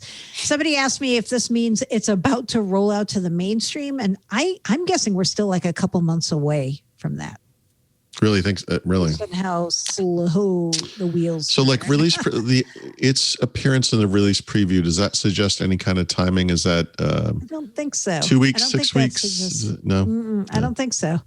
My guess is they'll time this around build, maybe, and build. I'm guessing is May. Maybe they'll announce it. The dates leaked. It was like the end of May. Well, those were maybe right. Oh, okay. Yeah, maybe dates. There's a possibility build is May 25th to 27th, but they haven't announced that officially, and there's no official site that has that information yet. Okay. But I'm guessing they would try to roll this out earlier in May if they're going to start rolling it out to the mainstream. So, yeah. But what about those new icons, Mary Jo? Really? I mean... Don't pay attention to the 21H1. Look at the shiny icons over here. Right. Yeah. Now we're getting closer. Yeah. We say that every single show. We've been saying that for like 6 it's true. months, right? We're getting closer. Yep. Browser time. Yeah, one of the fears with Microsoft adopting Chromium is that Google will one day slam the door shut on them somehow, and this will all become a huge problem. But maybe this will help you feel a little bit better about that. Maybe, and that's that Microsoft and Google and a few others. I don't know if you folks had ever even heard of Igalia.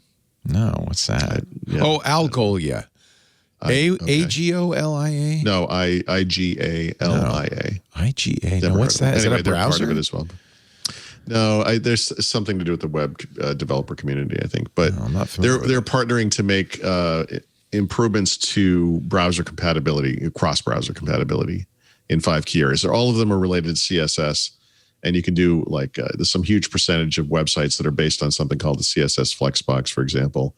Different browsers render those things differently. So this is kind of like back in the old days, best viewed on Netscape Navigator or whatever.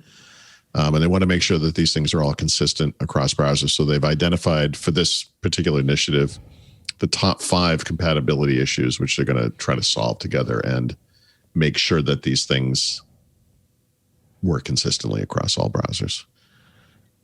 Unfortunately, Mozilla is not officially part of this, although they participated in this kind of effort in the past. And of course, Apple's not part of this either, so that's kind of a problem. But we'll see.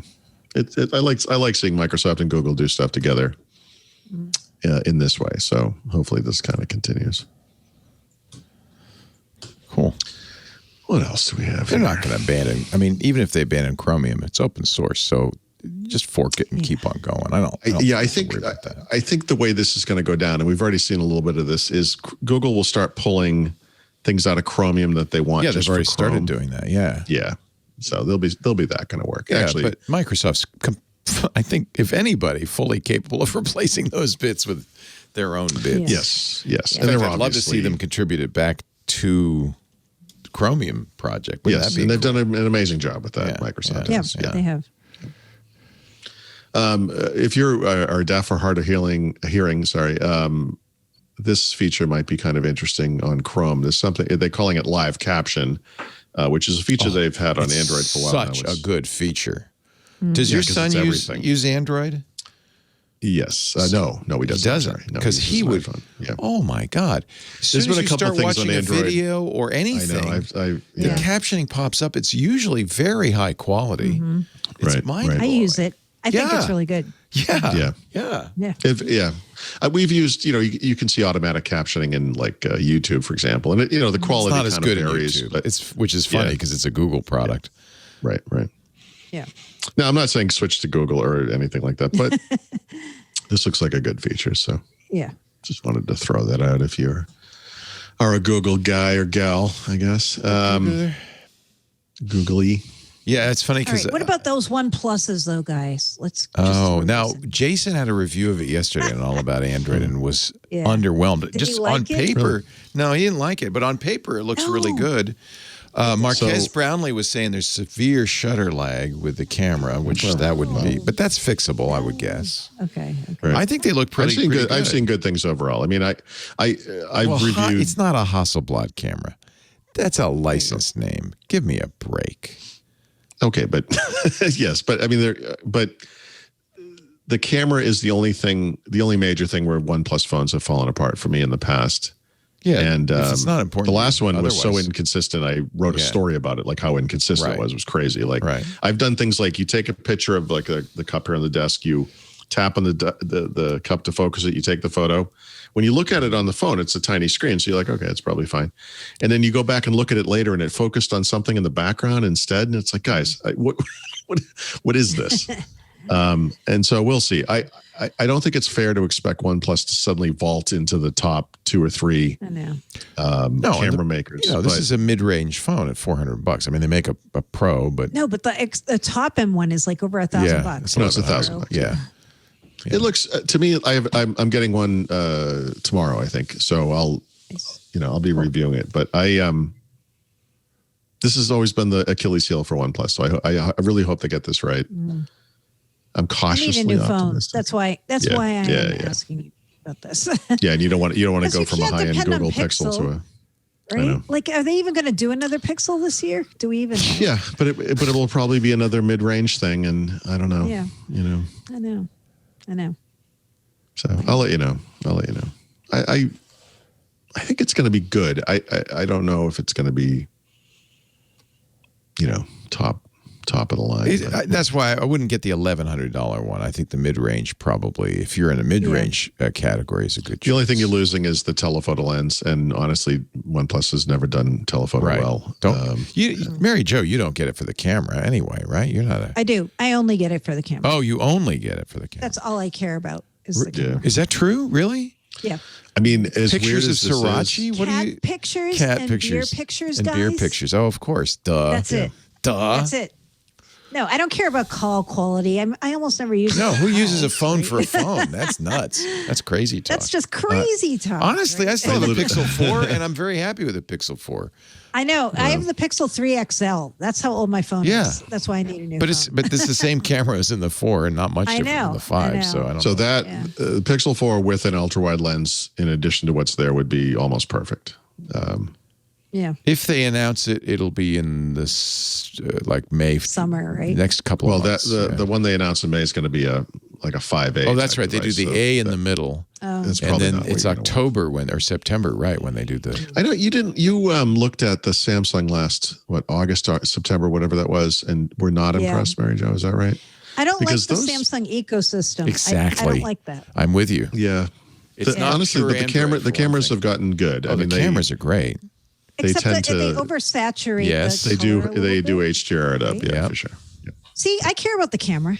No, you do. You're paying attention. So, it's I not would like say fluent icons or something. the stuff I've seen so far. Okay, jeez. Yeah, who cares? Although the icons in File Explorer, I just again very colorful. But no, I feel like the color accuracy of the OnePlus looks similar to that of the iPhone. Yeah, I think that's the closest comparison. Oh, really? And yeah, that's from what I've seen so far. I'll see for myself. Yeah, I don't blame you for being intrigued. I actually hovered my finger over the buy button. Wow. Yeah. I like the green one. I hope I get a green one. The green one's pretty, but then you put a case on it and who cares, right? That's true. That's true. Watch All About Android yesterday. I think Jason did his review then. Okay. And then he will do a hands-on And I want to hear what tech. Paul thinks too. Yeah. Like he and I usually, but not always, agree on phones. Yeah, Paul's I totally He trust Pixel Paul. more than I do. What have been our major disagreements? Do you remember? Pixels. You hate the Pixel. Pixels. You don't like the Pixel? No. What do you mean? I've always used Pixels. No, you always put it down and say Google's phone, kind of crap. No, I've always used a Pixel. That's what I use. Yeah. Okay. I thought you were more down on the Pixel. No. I'm using one now. I'm using a Pixel 4a 5G. Yeah. Pixel kind of is the standard. It's not you don't get excited about it. Right. That's exactly right. But if you're looking for consistency and quality, that's what I'm looking for. Yeah. That's what I'm looking for. For sure. I think you should stick with the Pixels. You're also then getting a pure Android experience. I know, which is good. But isn't there a new Duo coming? So I would stick with the Pixel. I think, Microsoft takes 3 times minimum to get the hardware right. We're only up to number 2. Wait for the next one then. Yeah, next one. Trio. Surface Trio. The Trio. Surface Trio. Oh, God. That's what we need. It opens up like some kind of ancient manuscript. Exactly. Like you unfold. The 1600s, they got it right. So we're going back to that. It's interesting because the Pixel is uninteresting. Like there is less impetus to buy the new one when it comes out. It's like I'm never stuck with the old. No, you don't like rush to it, right? Well, that was the one you're holding was the last one they had that actually had like high-end hardware in it. Was there? Yeah. And this is a Pixel 4 XL, and I have no desire to buy a new one. It's like if they had done. If that thing had shipped with an ultra wide instead of a telephoto, I probably would have stuck with it as well. If I had to choose between those lenses, right? But I would prefer to have all 3. Yes, I agree. The ultra wide is very useful. Yeah, I'm very, very, very much hoping some Pixel this year has all 3 lenses, and at that point, I would just say, okay, they're kind of due for a refresh. They've really been kind of at a plateaued on the camera over the last, I think, 2 or 3 generations. Yep, for sure. It's still a pretty good. It's good camera. though. It's still good because it's one of the best. But but it's starting to get to where Samsung and Apple are, kind of getting better and better, and they're not improving. So I feel like this would be the year that the Pixel phone would say, let's do, let's really pay attention to the camera module. I might wait. They lost the guy who was their camera guru. Who is at Adobe now. And Mark, what's that guy's name? Mark something. He, and I don't know if you saw this, but Adobe just came out with a feature. This is not in the mobile app he's probably working on, but in Photoshop, came up with like a pixel doubling technology that's supposed to be able to take older, low. It's supposed to be amazing. He may have worked on that because that's kind of his whole area is computational. Photography. So it could have been him worked on that. And what Adobe does have is a camera in their mobile apps. Right. And that's why when I saw that, I thought, man, if they could bring that to the Adobe, whatever they call it, the Photoshop camera app, I would pay for something like that. All right. I'm going to wait. Then. It's a long wait. It's 9 months. Unless you say, I know. My phone still works. It's just starting a few little quirks now. But here's what's going to happen. So over the summer, certainly you'll start hearing rumors. Right? Well, there'll be rumors about whatever the 6 is. Right? Yeah. And whether, and we can kind of assess it and figure out if they're going to do anything dramatic. Yeah, you really want to know what the camera is going to do. Yeah, I do. That's what I care about. Yeah, there's not much reason to improve anything else, to be honest. No. I like the big display also. I don't want a small display. I like the big size. Yeah, that's actually one thing I kind of miss. The 4A 5G is kind of the minimum size, I think, for me. It's not perfect, for sure. Yeah. Did you really want to talk about Vivaldi, or am I... Just real quick, again, just to be fair to everybody, they just released a new version of their browser on desktop, which has dramatic performance gains, and on Apple is a native M1 version now as well. So nice. And they're based on Chromium, right? Yep. And their big thing is customization. They have crazy customization options if that's your thing, and you kind of want the compatibility of Chromium, but you really want to go nuts on the UI. Vivaldi is what you're looking for. So nice. Yeah, just to be fair to those guys. Let's do a little Xbox thing. Yeah. So I had a huge thing about Discord, but we already talked about that. No. So what do we got here? So the first one, this is crazy, but Microsoft, they actually did this, I think, last August, and no one really noticed, but they're not using the term Xbox Live anymore for the network, right? There's still something called Xbox Live Gold, which is the paid subscription service. But from a network perspective, like Xbox Live used to refer to the name of the network, but now it's just Xbox Network, small n, because it's like the network, Xbox's network. And I have no idea why they did this. I don't think this confused anybody, but Microsoft thinks it does, so they're changing the name. I don't know. What else we got here? This I think dates back to that last Ignite. We had caught wind of some gaming, Windows, and security events that were coming up. The gaming event was set for March. I believe this is it, I guess. It's not super dramatic, but it's a partnership with Twitch to do a independent game showcase on March 26th. I like indie games. I do too. Yeah. I do too. Yeah. So that's neat. And that's, what did I say? 26th. Actually, that's this week. Sorry, that's Friday. Yeah. So you think that's the gaming event, the thing on the 26th? We're running out of days. I know. Yeah, I sort of thought it was going to be bigger than this, and maybe maybe there is another one coming. Yeah. This is kind of squeaking in at the end of the month. So right. It is 100 new games. I mean, that's big. I don't know. A lot of them will be on Xbox Game Pass. This seems like a lot of ID at Xbox games end up there. So Stalker 2, Second Extinction, The Accent, The Wild at Heart, Void Train, XO1. Don't know any of those, but that's because exactly. Games. Yeah. Yep. Yeah. Cool. Well, one of the first one you said, Stalker. Stalker is somewhat famous. Anyway, whatever. That's good. And then for people who are waiting for the Xbox wireless headset, that is actually now available. Remember, this is the $99 over-the-air headset. Works great with Discord. It works great, yeah. So I have not reviewed this. I'm probably not going to. I don't like those big headphone things on my ears, but it's supposed to be good. In the way that Brad put it was just that it's if you're used to high-quality gaming headsets, it's not as good as those. But if you're looking for that kind of console-style simplicity, and it's nice that you can sync with two, or have it paired with two different devices at once, right? So you can do that thing where you're on your phone and on the Xbox at the same time, or whatever the two devices you choose. Certainly the price is right. It's probably a good deal for $99. And then NVIDIA is raising, actually they're doubling the price of GeForce Now, which sounds horrible, but actually GeForce 9 has only been $4.99 per month so far, so it's going up to $9.99. Oh, if you're already in, if you're already in, they're going to keep the price. Oh, good. Keep the $4.99. Yeah, because $5 was a no-brainer. $10, I know, it's crazy. It's a little more than I want to spend. That's 2 games a year. Yeah.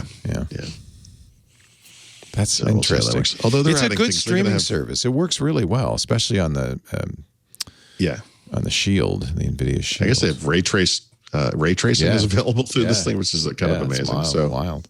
Yeah. That's neat. Okay. And that's your Xbox entertainment news.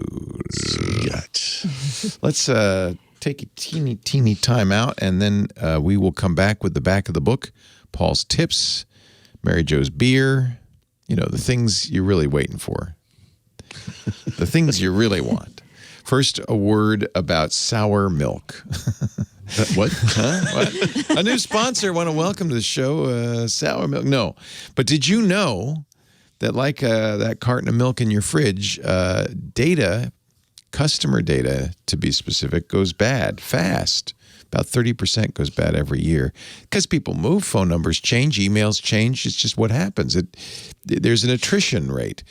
Melissa is here to make sure your customer data is not only current, but fully accurate, because you don't want to waste money trying to reach out to customers who are no longer at this address. Melissa's tools, they've been doing this for a long time. They've been used by businesses for over 35 years to maintain fresh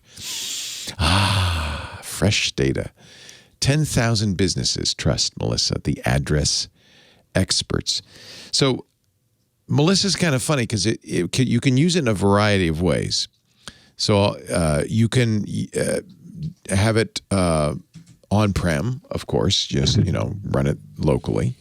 Most people, I think, probably use it either as a web service or use the Melissa API. That's very popular because then you can incorporate it into your customer service software, for instance, or your website, so that when data is entered, it's entered accurately without error. And, customers make mistakes. They transpose digits and phone numbers. Customer service reps, same thing. In fact, if you've ever started typing it in and it fills it out automatically, that's Melissa, and it does it accurately too. It's really amazing. They also have an kind of old-fashioned, old-school FTP, secure FTP, so you can upload a list, a contact list or whatever, download a cleaned version. Software as a service as well. So you choose the version that works best for you. You can verify addresses, emails, phone numbers, and names, and it's fast. So that's why you could do it with the API in real time. It's really pretty amazing. Their global address verification service works for over 240 countries and territories right at the point of entry. They also dedupe. That's important too. Deduplication means you eliminate clutter, you eliminate duplicates, you save time and money, you don't send out multiple catalogs to the same address, things like that. Melissa is, of course, totally careful with your data. They undergo independent security audits on a regular basis, continually, basically, to reinforce their commitment to data security, privacy, and, of course, because they know you've got compliance requirements. So do they. SOC 2, HIPAA, GDPR compliant. You don't have to worry about that. Melissa is supporting communities right now and qualifying essential workers during our COVID crisis. Your organization may well qualify for 6 months of Melissa free. Bottom line, don't put up with sour customer data. Try Melissa's APIs in the developer portal. It's easy to log on, sign up, and start playing in the API sandbox 24/7. Get started today with 1,000 records clean free. Melissa.com/twit, MELISSA. Fresh data is easy as 1, 2, 3 at melissa.com/twit. I think you'll like it. They're really the king of the hill on this, the address experts. Now, little Paulie's got our tip of the week. Thank you for not saying, speaking of sour. Speaking of sour, Paul Verrott. So the tip of the week is if you are a Microsoft 365 subscriber in first release, which I think is commercial customers only, right? Is that what that is? I'm not 100% sure, but I think it's commercial customers. But Microsoft has implemented the ability to convert a Word document in Word Online, or Word for the web, I guess, to a PowerPoint presentation, right? There's been a lot of confusion about this feature, right? In other words, people think you're not going to write a normal document and then say, convert this into a great slideshow, right? What you're doing is creating a simple document that has heading styles, and it will use those headings to determine where the new slides start and all that kind of stuff. So a lot of people write in outlines, especially if you're writing a talk or a presentation. Yeah. And it's just natural to take an outline right into PowerPoint. Yeah, exactly. So this is an automated way to do that. Right now it's text only too. So, don't add pictures to it and expect them to pull over, although I think that's coming. It's also English only at this point, but it's also only on the web at this point. But again, this is the type of thing that's going to expand out. And so this is I think we knew this was coming, but this is the first time we've seen it implemented and it needs to be in the web version of these products. So that's kind of a cool feature, I think. And then the app pick of the week, this was based on the fact that Microsoft released a new version of Microsoft Edge in the dev channel that has two major new features that I think are actually kind of cool. The first one is color themes, right? There's already a themes section in the Edge web store where you can get like Halo themes and things like this. But this is more akin to what you see, I think, already in Chrome, although actually these are probably in the Chrome web store too, but you have the ability to change just the color theme of the browser, which I think is kind of nice. And then perhaps even more important, the ability to use your Microsoft account in Edge for Linux. And that means you sign in to your Microsoft account and it syncs everything, right? So your extensions, your passwords, your form fill data, et cetera, et cetera. And this is the first step. Well, not the first step, but this is a major step, I think, in making the Linux version of the browser, as fully functional as we see it on Mac and Windows. And if you're looking for AAD style, like, commercial Microsoft account, sign in and sync, that is coming in the future as well. So the pick, such as it is the dev version of Microsoft Edge, which I've just switched to literally so I can experiment with these features. And if you're familiar with that's going to change, but the way that Edge works today is we have a Canary version, which is updated every day, which is probably too aggressive for most people. And then we have dev as the next step up every 6 weeks today, although, yes, that's changing. Beta is the step after that, and then we go to stable. So I've actually been using stable since probably there was a stable, but now that we're starting to see like a kind of some interesting new features show up, I've actually just switched over to using Microsoft Edge Dev today because I want to start looking at these features a little before they're fully baked or whatever. So you can check that out if you'd like. Is it pretty stable? Yeah, I think it is. Although, that can vary, of course. Yeah. And there's no reason not to have multiple versions of Edge or multiple browsers installed. Perfect. So you can have them both. Yeah, if you have an issue, you can always switch over.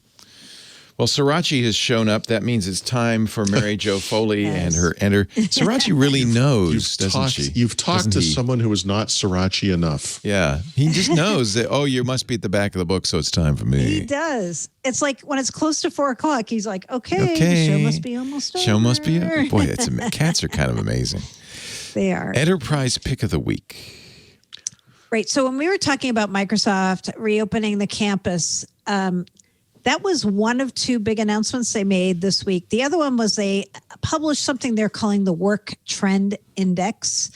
And this is a year-long study that they've done with tens of thousands of people about how the pandemic has affected work for companies of all sizes. So most of this is stuff that you're kind of like, yeah, we're not that surprised, like hybrid work is here to stay. No kidding, right? But there are a few things in this workplace index that I thought were very interesting and kind of telling. One of them was they acknowledged that leaders are really out of touch largely with their companies. And I thought that was very bold of them to publish that, and that people clearly not published by the Microsoft leadership. Right. They're like, so most business leaders are faring a lot better than the everyday employees, and they're kind of out of touch with what people are experiencing, right? Yeah. And so they said, as a result, listen to this number, 41% of the global workforce is considering leaving their current employer within the next year. Wow. That's huge, right? Wow. And if you're Generation Z, even higher, 54% are considering leaving. I got to say, though, where are you going to go? Some other leader that's out of touch, right? I know. Two words, folks. Travel vlogger. Influencer. Mm-hmm. Yeah. Yeah, exactly. Yeah. That one number, though, stuck with me because, some of this is people who can relocate now because their companies aren't requiring them to come in person. And they're like, oh, so I can go live in Hawaii. I can live wherever I want, right? But I do think this point that high productivity masks an exhausted workforce is probably a good thing for management to hear.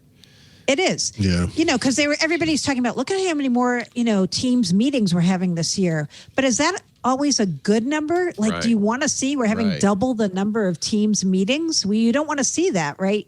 Because think about how exhausted you are doing video all day, all the time. And, it's a lot to ask of people, right? Wow. Yep. Yeah. I know. So if you and this is a report that anybody can view. It's free. So if you just look for Microsoft Work Lab, all one word, Work Lab, and there you can find all kinds of research they've done, and then look for Work Trend Index if you want to look at this. And there are a lot of kind of interesting and thought-provoking bits in here. I thought more than I expected. Anyway, we all need a vacation. Yes, we do. I think that might be sort of the source of some of this, is that we've noticed this with our employees. They kind of don't want to take time off when there's nowhere to go. So there's been where are you going to go? Home. Right. So there's been a whole year of people not really taking vacations, and I think that may be some of the source of this. That's a good point. Yeah. Yeah. The managers can go to their yachts. Exactly. That's what we take a helicopter to the yacht, and then that's a different experience. Right. Mm-hmm. You have another kind of a little extra here. Well, first I have the codename pick. Oh, sorry, didn't see that codename. Yep. Yeah, this is a kind of a fun codename. Project Narya is the codename. Not Narnia. Narya. No, but comes from Ring of Fire from Lord of the Rings. Oh, really? They say. Was this one of the elven rings or something? Is that what that is? No. It's the Ring of Fire, which is known to resist the weariness of time. Burn, burn, burn, that burning ring of fire. I feel like I know a lot about Tolkien, and I have no idea what you're talking about. That doesn't ring a bell. Yeah. So I'll tell you, this is from Mark Rusinovich. Now I'm going to look this up. No, it's one of the rings. Yeah. It is. It's one of the elven rings. Guys, that's what I said. It's the Ring of Fire, one of the three rings of power made originally for the elves. It has the power to inspire others to resist tyranny, domination, and despair. All right, so which of the elves was wearing it, though? That's what they said. Which of the elves? Who was it? Created by Celebrimor in the Second Age, along with Nania and Vilya, after Sauron disguised as the mysterious Anatar and left Eregion. Narya was free of his influence, having been crafted only by Celebrimbor himself, and later hidden from Anatar's grasp. The Second Age, am I right? Upon the arrival of Gandalf in Middle-earth in the Third Age, Círdan, knowing Gandalf's true nature and duty, gave him Narya to aid him in his labors. None save Elrond, Galadriel, and Círdan knew that Gandalf bore it through the Third Age. Because that's why I asked, because I know those two were the other two that had the other two rings. Yeah. All right, guys, this is nice. We're having a little reminiscence on Thank God for the fandom wiki. In the Hobbit Extended Edition, an additional scene, it wasn't in the released movie, but in the extended edition, includes Gandalf being questioned about Narya at Dol Guldur. Narya itself is invisible, but reveals itself on Gandalf's hand when questioned. So he's wearing it. It's Gandalf's ring. There you go. That's a good ring. That's the ring you want. Okay. Do you want to know why they called this? Yeah, why are they using it as a code name? So Narya is code name for a piece of infrastructure in Azure that's all about end-to-end prediction and mitigation, right? So it's meant to predict failures and measure the impact of mitigations in advance so that Microsoft can kind of intelligently correct problems. So, we're always talking about outages in Azure and problems with authentication and such, but they are working on different kind of more futuristic pieces of the Azure infrastructure that are supposed to fix things. So if Narya has to do with resisting the weariness of time, you can see why they might have called this Project Narya. You think every time it fixes a problem, it says, "You shall not pass"? I think so. I think there's some secret things that come out of the mouth of the Azure servers. And It's the only way you're going to beat a Balrog in the data center. Wow. It's ruby set in a gold band. It's a beautiful ring, actually. So if you think that's interesting and this is your kind of stuff, Apparently we do. This Azure infrastructure stuff is your jam. Yeah. You want to go find the Mark Rusinovich video from Ignite because he does this really deep talk about inside the Azure data center architecture. And anybody can go look at this. It's free. And he talks about all these kinds of futuristic pieces that they're building into Azure to try to improve resiliency. Cool. And does he call it My Precious? About he talks about all these crazy things, all the super gigantic servers and all the crazy things they could do with them now and where they're thinking about going. So it's a fun video for people who care about Azure infrastructure. Nice. Very cool. Yeah. Now for the extra. Oh, that was it. That was the That was the extra piece. That was the extra. Yep. Now for the afterglow. Yes. I think we should call this segment every week Afterglow. Afterglow. The Afterglow. We should. Yes. We should. Yep. Yeah. Right. So that's the name of my beer pick today is Afterglow. It's from Great Notion Brewing, which is in Portland, Oregon. And up till now, I had very little of this because I only could get it when I was on the West Coast. But they're starting to distribute during the pandemic to lots of other places. And so I get to try this. It's a typical, I shouldn't say typical, it's an excellent example of the West Coast IPA style. So it's like a little piney, a little resiny, but you get all the true clean hop flavor. Piney? So like gin, piney. kind of? like a pine, like if you were gnawing on a pine needle, that kind of taste. Yep. Which is an IPA thing. You know, some people like that. Not gnawing on pine trees. They just like that flavor. You like gnawing on a pine tree, you're going to love IPAs. Yeah, kind of. But it's really clean and really fresh. And I'm so excited they're starting to distribute because they make all styles of beers. They make sours and stouts and IPAs. They're especially known for their IPAs. And to get them out on the East Coast is awesome. And look at the can. You got to show the picture of the can because it's wild their looking. Can artwork is fun. Yeah. You know, just in time for Easter, you get the bunny doing the meditation. Kind of a crazy looking bunny. Yeah. I like it.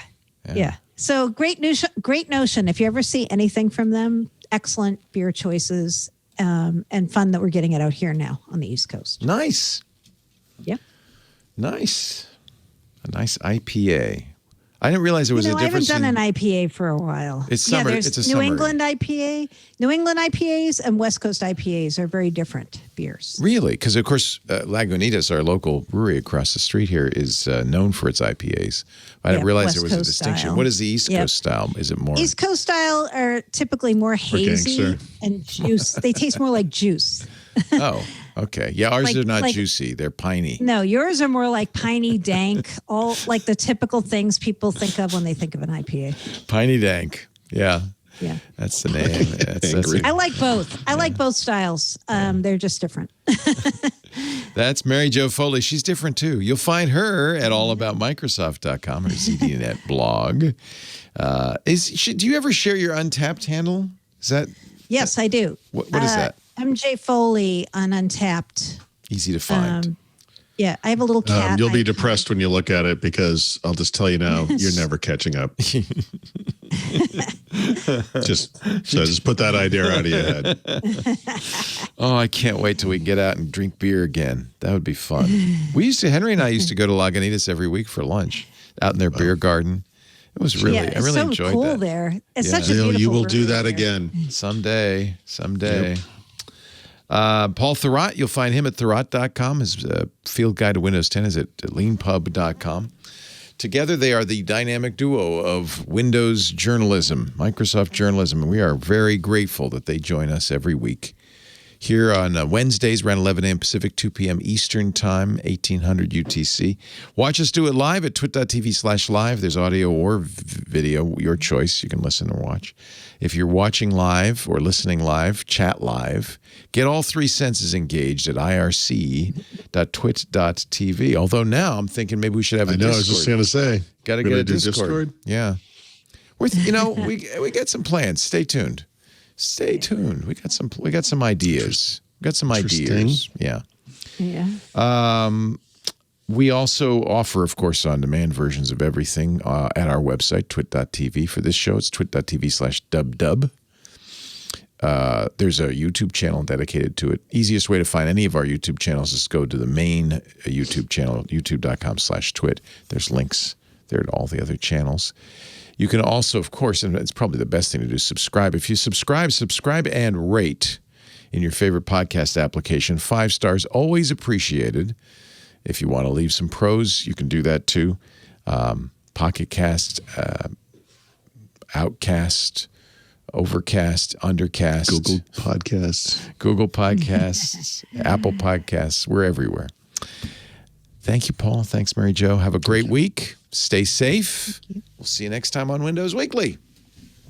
Hey, I hope you enjoyed that podcast episode. If you would like to check out more about tech news, then you should check out Tech News Weekly with me, Micah Sargent, my co-host Jason Howell, where we interview the people making and breaking the tech news every week.